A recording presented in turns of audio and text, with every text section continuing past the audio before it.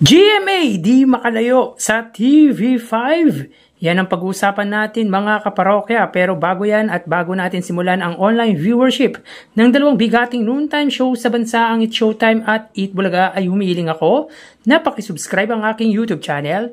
Paki-like and share na din po mga kaparokya. Maraming salamat po. So, pag-usapan po natin ang ratings ng noontime category for February 1 episode. Araw po yan ng Sabado. Meaning, pag araw po ng Sabado ay special day po para sa mga pananghaliang programa.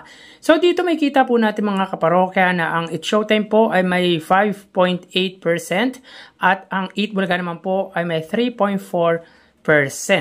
So, dito ay 2.4% po ang pagitan nila kung saan makikita dito mga kaparokya na ang GMA po ay may 4.8%, ang A to Z ay may 0.7%, ang Kapamilya Channel ay may 0.3%, samantalang ang TV5 naman po ay may 3.2% at ang RPTV ay may 0.2%.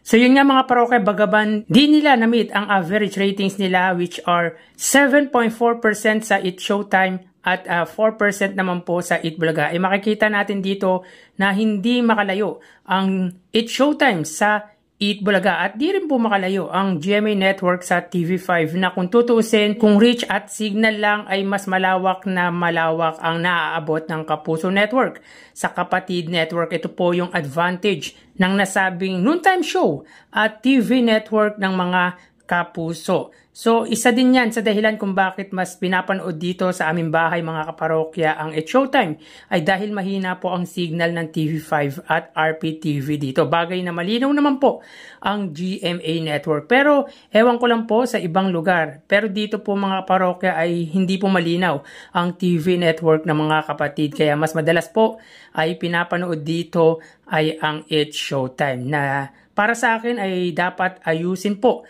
ng pamunuan ng TV5. Hinihiling po natin na sana po maayos po ng pamunuan ng TV5 ang kanilang signal. Lalo pat nandito lang po tayo sa Quezon City. Nasa NCR po tayo which is dapat po mas malakas po ang signal ng TV5 dito po sa aming lugar. Anyways, magkaganon man, kita pa din po na hindi nalalayo ang ratings ng two biggest TV network sa bansa. At may kita dito na 1.6% lang po ang pagitan nila mga kaparokya. Which is supposed to be ay mas tataas pa po ang ratings ng It's Showtime at ng GMA sapagkat nawala na po ang subsidiary station ito na GTV na nag-average po ng 1.2 or 1% and yet it's a Saturday edition meaning mas maraming viewers kapag araw po ng Sabado. So dito angat lamang po ng 2.4% ang It's Showtime which is para sa akin ay hindi po ito maganda para sa nasabing noontime show ng GMA Network at ng ABS-CBN. At yun nga po mga kaparokya ang lumalabas sa TV network or TV ratings para po sa araw ng Sabado. Anong nangyari po sa ratings ng dalawang noontime show, especially po sa GMA dahil malawak, mas malakas ang signal, pero mas bumaba pa po ang ratings na kukuha po ng It's Showtime. Wala pong pagbabago pagdating sa ratings po ng nasabing noontime show at TV network ng It's Showtime. So tara ating alamin ang online viewership ng dalawang bigating noontime shows. Para sa Eat Bulaga under TVJ Facebook page na may 2.9 million followers at sa It's Showtime naman po na may 18 million followers. So as of 1:49 PM mga kaparokya, ang It's Showtime po ay may kasalukuyang segment na Sexy Babe. So hanapin po muna natin ang live ng It's Showtime. So yan po mga kaparokya ang live ng It's Showtime, samantalang ang Eat Bulaga naman po sila po ay may kasalukuyang segment na Gimme 5. So dito makikita po natin mga kaparokya na ang It's Showtime po ay may 5,300 viewers, samantalang hindi pa po nagpa-pop up ang views ng Eat Bulaga. So wait lang po tayo mga kaparokya. Para naman po sa Eat Bulaga, sila po ay may 5,100 live viewers. Again, as of 1:50 PM, ang Eat Showtime po ay may 5,300 live viewers at ang Eat Bulaga naman po ay may 5,000 live viewers. So mapunta naman po tayo sa TV Network YouTube channel ng dalawang noontime shows.